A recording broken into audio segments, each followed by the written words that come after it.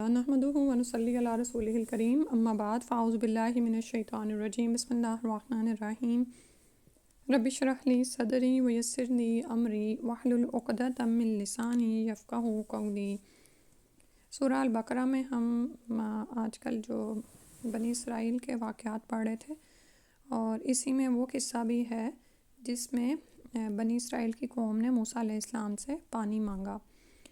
تو شروع کرتے ہیں، آیت نمبر 60 ہے، اور وہ وقت بھی یاد کرو جب موسیٰ علیہ السلام نے اپنی قوم کے لیے پانی مانگا تو ہم نے کہا اپنی لاٹھی پتھر پر مارو، چنانچہ اس پتھر سے 12 چشمے پھوٹ نکلے۔ ہر قبیلے نے اپنے پانی لینے کی جگہ معلوم کر لی۔ ہم نے کہا اللہ کا دیا ہوا رزق کھاؤ اور زمین میں فساد مچاتے مت پھرنا۔ یہ واقعہ بھی اس وقت کا ہے جب بنی اسرائیل میدان تیہ یعنی صحرائے سینا میں محصور تھے، وہاں پانی کا کوئی چشمہ نہیں تھا، تو اللہ تعالیٰ نے ایک معجزہ کے طور پر 12 چشمے پیدا فرما دیے۔ یعقوب علیہ السلام اسرائیل علیہ السلام کے یعنی یعقوب علیہ السلام جن کا لقب اسرائیل علیہ السلام ہے، ان کے 12 بیٹے تھے۔ ہر بیٹے کی اولاد ایک مستقل قبیلہ بن گئی تھی۔ اس طرح بنی اسرائیل 12 قبائل میں تقسیم ہو گئے تھے، تو اللہ تعالیٰ نے ہر قبیلے کے لیے الگ چشمہ جاری فرما دیا تاکہ کوئی الجھن پیش نہ آئے، یعنی آپس میں کوئی تضاد وغیرہ نہ ہو۔ اور وہ وقت بھی یاد کرو جب تم نے کہا تھا کہ اے موسیٰ علیہ السلام، ہم ایک ہی کھانے پر صبر نہیں کر سکتے، لہٰذا اپنے پروردگار سے مانگیے کہ وہ ہمارے لیے وہ چیزیں پیدا کریں جو زمین اگایا کرتی ہے، یعنی زمین کی ترکاریاں، اس کی ککڑیاں، اس کی گندم، اس کی دالیں اور اس کی پیاز۔ موسیٰ علیہ السلام نے کہا جو غذا بہتر تھی، کیا تم اس کو ایسی چیزوں سے بدلنا چاہتے ہو جو گھٹیا درجے کی ہیں؟ یعنی کہاں تم پر من و سلوہ اتارا جا رہا ہے اور تم اس کو چھوڑ کر زمین سے نکلنے والی چیزوں کی تمنا کر رہے ہو۔ خیر، ایک شہر میں جاؤ اترو تو وہاں تمہیں وہ چیزیں مل جائیں گی جو تم نے مانگی ہیں۔ اور ان یہودیوں پر ذلت اور بے کسی کا ٹھپا لگا دیا گیا اور وہ اللہ تعالیٰ کا غضب لے کر لوٹے۔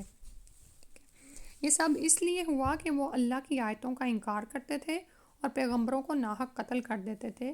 یہ سب اس لیے ہوا کہ انہوں نے نافرمانی کی اور وہ بے حد زیادتیاں کرتے تھے، یعنی حد سے بڑھتے چلے جاتے تھے۔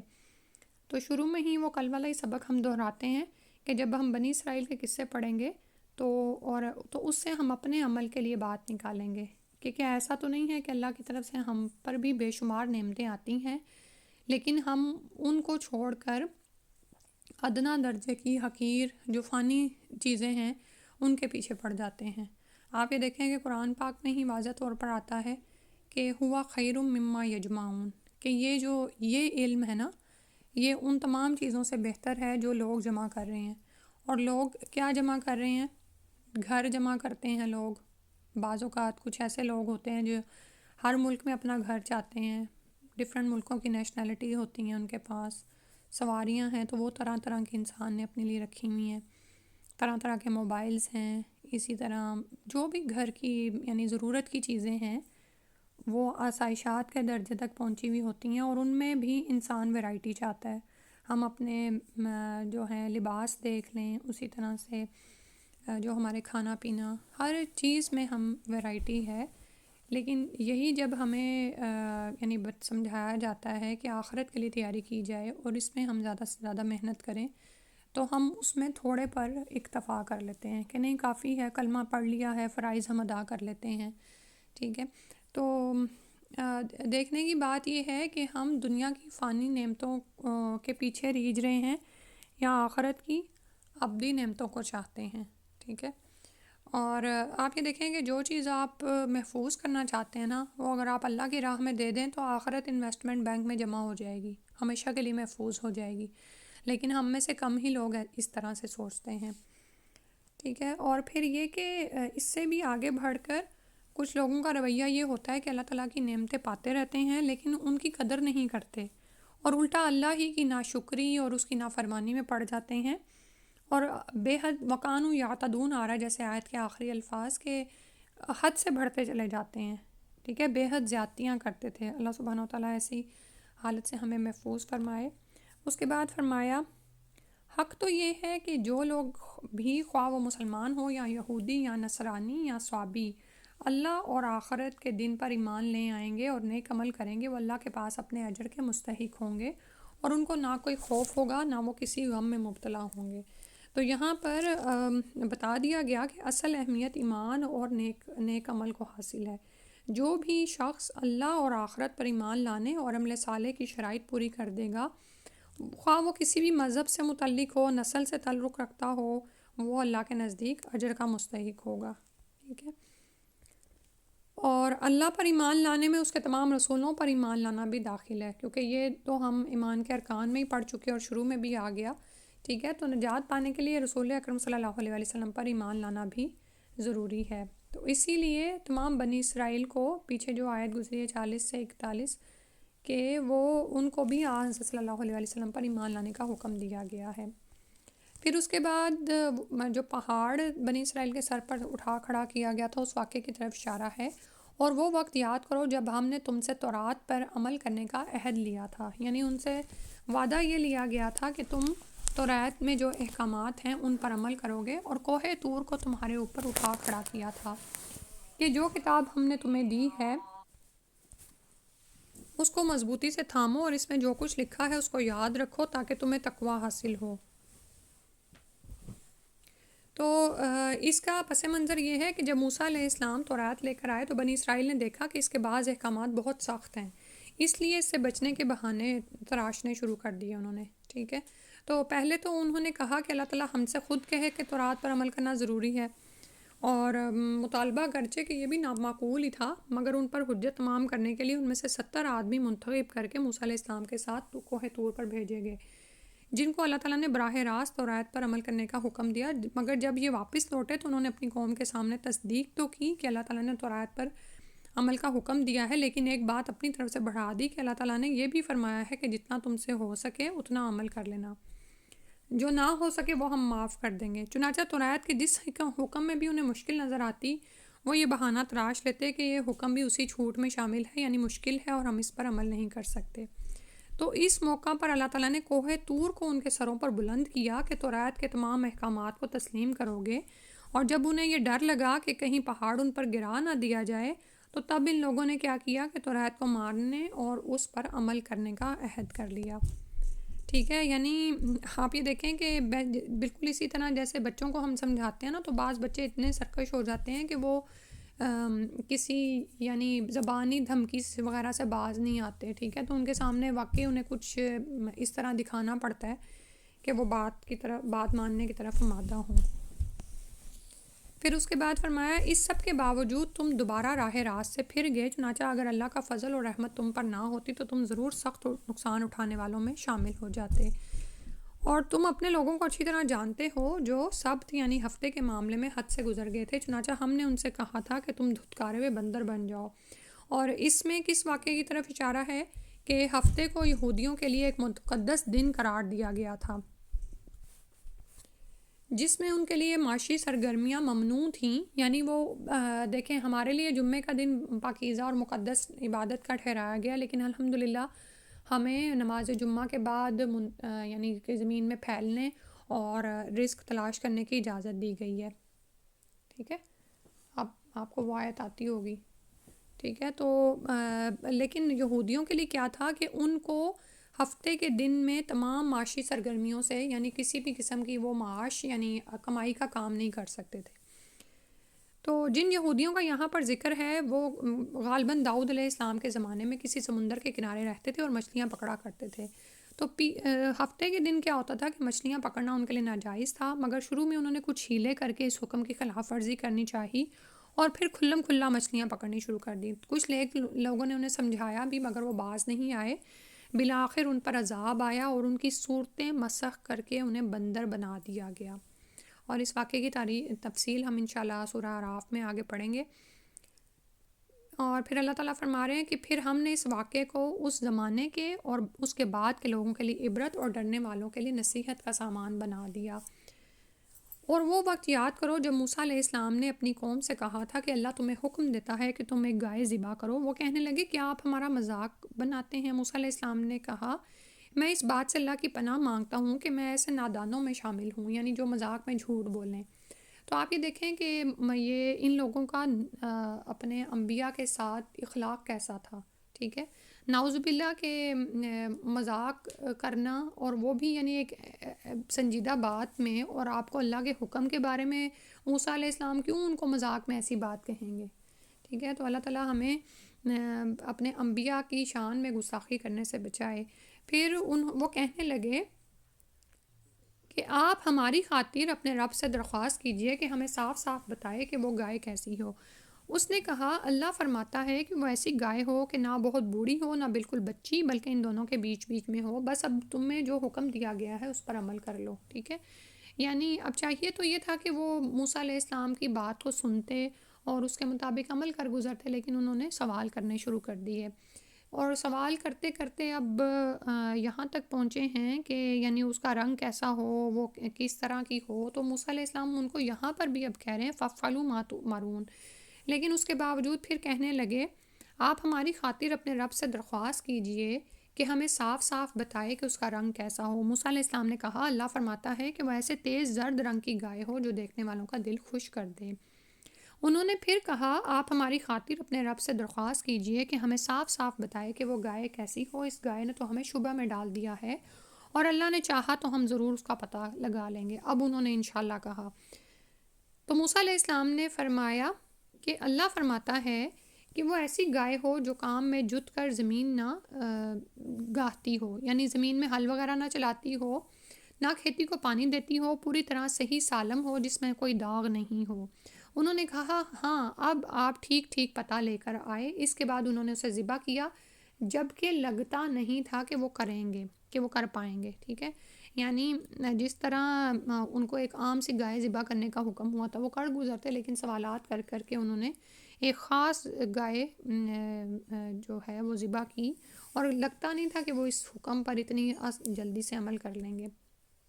یعنی بلا وجہ اس یہاں سے ہمیں پتہ چلتا ہے کہ جب آپ کے سامنے کوئی حکم آ جائے اور اس کو کس طرح سے اس پر عمل کرنا ہے آپ کو اس بات کی سمجھ آ جائے، تو بلا وجہ کہ اس میں انسان حجتیں نہ ڈالے۔ اور اب ہمیں پتہ چلتا ہے کہ اللہ سبحانہ تعالیٰ نے ایک تو یہ کہ گائے ذبح کروائی ان سے، اور اس سے کس چیز کا پتہ چلا جو اس آیت میں پتہ چل رہا ہے۔ اور یاد کرو جب تم نے ایک شخص کو قتل کر دیا تھا اور اس کے بعد اس کا الزام ایک دوسرے پر ڈال رہے تھے، اور اللہ کو وہ راز نکال باہر کرنا تھا جو تم چھپائے ہوئے تھے۔ چنانچہ ہم نے کہا کہ اس مقتول کو اس گائے کے حصے سے مارو، اسی طرح اللہ مردوں کو زندہ کرتا ہے اور تمہیں اپنی قدرت کی نشانیاں دکھاتا ہے تاکہ تم سمجھ سکو۔ تو اس طرح اللہ سبحانہ تعالیٰ نے نہ صرف ایک ایسے مردے یعنی جو مقتول تھا یعنی قتل کیا گیا تھا اس کے قاتل کا پتہ بتا دیا ان کو، بلکہ یہ بھی دکھایا کہ اللہ کس طرح سے مردوں کو زندہ کرے گا، ٹھیک ہے۔ اور آپ یہ دیکھیں کہ یہی وہ چیز ہے نا جو ہمارے یقین اور ایمان میں نہیں آتی، اسی لیے ہمارا عمل نہیں بدلتا۔ یعنی اگر ہم کبھی اس بات کو تصور کریں کہ ہاں ہمیں ضرور مر کے دوبارہ جی اٹھنا ہے اور اللہ کے سامنے جواب دینا ہے، تو ہمارا عمل بدل جائے، کیونکہ آپ یہ دیکھیں کہ سب سے پہلا سوال قیامت والا دن کس چیز کے بارے میں ہوگا؟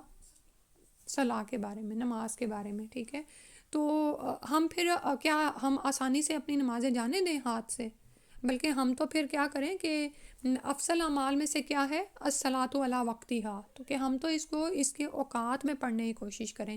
اور صلاۃ کا آغاز ہی بلکہ اذان کا آغاز ہی کس سے ہوتا ہے؟ اللہ اکبر سے، اللہ کی بڑائی بیان کرنے سے، اس کی یعنی کہ وہ سب سے بڑا ہے، تو جس کو ہم سب سے بڑا مانتے ہیں اس کے سامنے پھر عبادت میں جھک جائیں، اور دل میں جو 5 نمازیں ہم پر فرض کی گئی ہیں ان کو ان کے ارکان اور شرائط کے ساتھ پورا کریں۔ تو جب بھی ہمارے سامنے کوئی عمل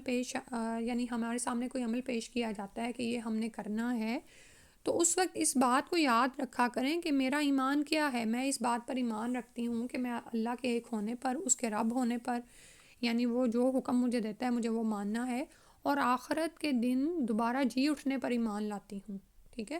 تو یقیناً ہمارا عمل بدلے گا جب ہم اللہ سے ڈریں گے، اس کی عظمت اور اس کی قدرت سے خوف کھائیں گے اور قیامت والے دن کا یقین رکھیں گے، تو ہمارا عمل بھی بدلے گا۔ اب یہاں پر بنی اسرائیل کے لیے کیا فرمایا جا رہا ہے؟ اس سب کے بعد تمہارے دل پھر سخت ہو گئے، یہاں تک کہ وہ ایسے ہو گئے جیسے پتھر۔ یعنی ابھی جیسے میں کہہ رہی تھی نا کہ بار بار خود کو اس کیفیت میں لایا کریں، اپنے ایمان پر کام کیا کریں کہ ہمیں دوبارہ جی اٹھنا ہے، اپنے عمل کا جواب دہ ہونا ہے۔ کیونکہ جب انسان خود پر توجہ نہیں دیتا، اپنے ایمان پر کام نہیں کرتا، تو پھر یہ حال ہوتا ہے۔ ان کے دل ایسے سخت ہو گئے جیسے پتھر، بلکہ سختی میں کچھ اس سے بھی زیادہ، کیونکہ پتھروں میں سے بھی کچھ ایسے ہوتے ہیں جن سے نہریں پھوٹ بہتی ہیں، اور انہی میں سے کچھ وہ ہوتے ہیں جو خود پھٹ پڑتے ہیں اور ان سے پانی نکل آتا ہے، اور انہی میں وہ پتھر بھی ہیں جو اللہ کے خوف سے لڑک جاتے ہیں، اور اس کے برخلاف جو کچھ تم کر رہے ہو اللہ اس سے بے خبر نہیں ہے۔ یعنی اب ان بنی اسرائیلیوں کا حال کیا تھا کہ بار بار احکامات ان کے لیے واضح ہوتے، ان کو احکامات دیے جاتے، لیکن وہ پھر بھی مان کر نہ دیتے اور ان کے دل ہی سخت ہو گئے تھے۔ تو رسول صلی اللہ علیہ وسلم سے فرمایا گیا اور مسلمانوں سے کہ کیا اب بھی تمہیں یہ لالچ ہے کہ یہ لوگ تمہارے کہنے سے ایمان لے آئیں گے؟ حالانکہ ان میں سے ایک گروہ کے لوگ اللہ کا کلام سنتے تھے، پھر اس کو اچھی طرح سمجھنے کے بعد بھی جانتے بوجھتے اس میں تحریف کر ڈالتے تھے، یعنی اس کو بدل دیتے تھے۔ اور جب یہ لوگ ان مسلمانوں سے ملتے ہیں جو پہلے ایمان لا چکے ہیں تو زبان سے کہہ دیتے ہیں کہ ہم بھی ایمان لے آئے ہیں، اور جب یہ ایک دوسرے کے ساتھ تنہائی میں جاتے ہیں تو آپس میں ایک دوسرے سے کہتے ہیں کہ کیا تم ان مسلمانوں کو وہ باتیں بتاتے ہو جو اللہ نے تم پر کھولی ہیں، تاکہ یہ مسلمان تمہارے پروردگار کے پاس جا کر ان باتوں کو یعنی انہیں تمہارے خلاف دلیل کے طور پر پیش کریں؟ کیا تمہیں اتنی بھی عقل نہیں؟ اب یہاں پر آپ یہ دیکھیں کہ ان کی اپنی عقل کا محال کیا ہے کہ اللہ کے بارے میں ان کے نظریات کیا ہیں۔ یعنی اللہ سبحانہ تعالیٰ تو خود جانتے ہیں کہ ان کے دلوں میں کیا ہے، اور یہ آپس میں اپنے شیطانوں کے ساتھ جب ہوتے ہیں تو کیسی باتیں اور کیسے خیالات رکھتے ہیں، اور جب مسلمانوں کے ساتھ ہوتے ہیں تو ان کو یہ کس طرح سے دھوکہ دیے ہوئے ہوتے ہیں، تو بلکہ ان کو جا کے کہتے ہیں کہ تم مسلمانوں پر ایسی باتیں کیوں کھول دیتے ہو جو وہ اللہ کے سامنے حجت کے طور پر پیش کریں، ٹھیک ہے؟ تو اللہ تعالیٰ کو تو پہلے ہی معلوم ہے، اگر یہ ان کے ساتھی مسلمانوں کے سامنے جا کے نہ بھی یہ بتائیں کہ ہمیں یہ باتیں پہلے سے معلوم ہیں، تو اللہ تعالیٰ تو دلوں کے حال کو جانتے ہیں۔ اللہ تعالیٰ نے فرمایا افلا تعقلون، کیا تمہیں اتنی بھی عقل نہیں ہے کہ اگر مسلمانوں سے یہ پیشین گویاں چھپا بھی لی جائیں تو اللہ تو پھر بھی سب کچھ جانتا ہے، اللہ تعالیٰ سے تو کچھ بھی نہیں چھپ سکتا۔ تو نعوذ باللہ انسان کی عقل کا یہی حال ہے، وہ جب ایمان اس کے اندر پوری طرح سے اترا نہیں ہوتا تو پھر وہ یہی سمجھتا اور سوچتا ہے کہ اللہ تعالیٰ کچھ چیزوں کو دیکھتا ہے، کچھ کو نہیں دیکھتا، کچھ جانتا ہے، کچھ نہیں جانتا، نعوذ باللہ من ذالک۔ تو اگلی آیت میں اس لیے فرمایا کہ یہ لوگ جو ایسی باتیں کرتے ہیں یہ نہیں جانتے کہ اللہ کو ان ساری باتوں کا علم ہے جو وہ چھپاتے ہیں اور جو وہ ظاہر کرتے ہیں۔ اور دوسری طرح کے لوگ کون سے ہیں؟ اور ان میں سے کچھ لوگ ان پڑھ ہیں جو کتاب یعنی تورات کا علم تو رکھتے نہیں، البتہ کچھ آرزوئیں پکائے بیٹھے ہیں، اور ان کا کام بس یہ ہے کہ وہم و گمان باندھتے رہتے ہیں۔ یعنی اب یہ دیکھیں بات تو بنی اسرائیل کی ہو رہی ہے، لیکن الکتاب کا علم ہمارے اندر کے لوگوں میں کتنا ہے؟ مسلمانوں میں سے کتنے لوگ ہیں جو الکتاب یعنی القرآن کو سمجھتے ہیں؟ ٹھیک ہے، اور اگر کہیں یہ تلاوت کیا جاتا ہے تو ان کو اس کی سمجھ آتی ہے، کم ہی لوگ ہیں۔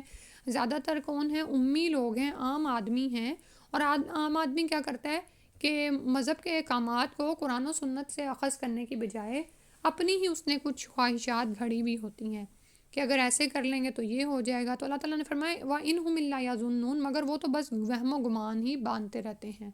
تو اصل میں بات کیا یہاں پر ہے کہ انسان اپنی جہالت کو اور اپنی لا علمی کو علم میں بدلے، علم حاصل کرے، جتنی بھی قربانی اس راہ میں کر سکتا ہے، جتنا بھی آگے جا سکتا ہے جائے۔ اور لیکن بات وہی ہے کہ علم حاصل کر کے بھی اوپر والوں جیسا رد عمل نہ ہو کہ پھر اتنا علم حاصل کرو اور اس پر عمل ہی نہ ہو اور کہ دل ہی سخت ہو جائیں، ٹھیک ہے؟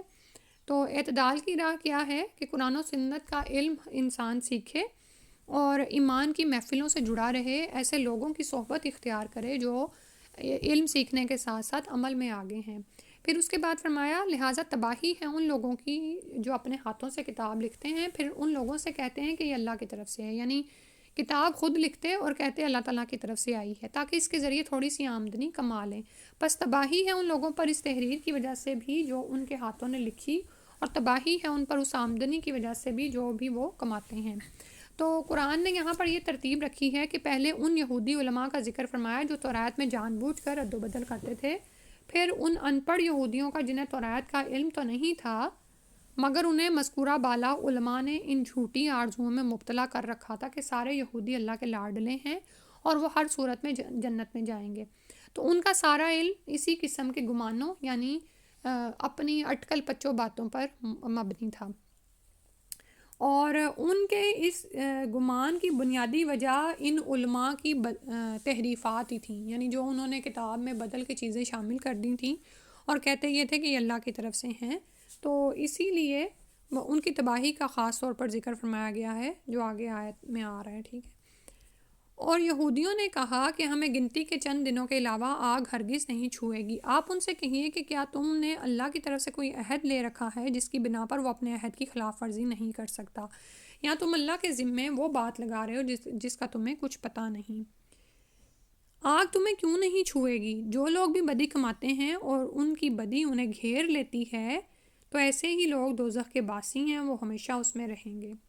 ٹھیک ہے، بدی کے گھیر لینے کا کیا مطلب ہے کہ وہ کسی ایسے گناہ کا ارتکاب کریں جس کے بعد کوئی نیک عمل آخرت میں کارآمد نہ ہو، اور وہ گناہ کیا ہے؟ کفر اور شرک ہے۔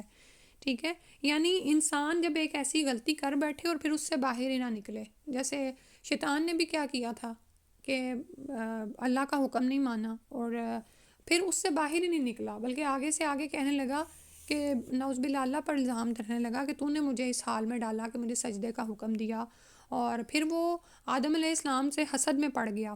ٹھیک ہے، تو فرمایا کہ بلا من کسبت سیئۃ، جس نے برائی کمائی، واحاطت بہ خطیئتہ، اور اس کو اس برائی نے یا غلطی نے اس کو گھیر لیا، یعنی وہ اسی میں پڑا رہ گیا، توبہ کی طرف پلٹا ہی نہیں۔ تو ایسے ہی لوگ ہمیشہ آگ کے ساتھی ہیں، وہ اس میں ہمیشہ رہنے والے ہیں۔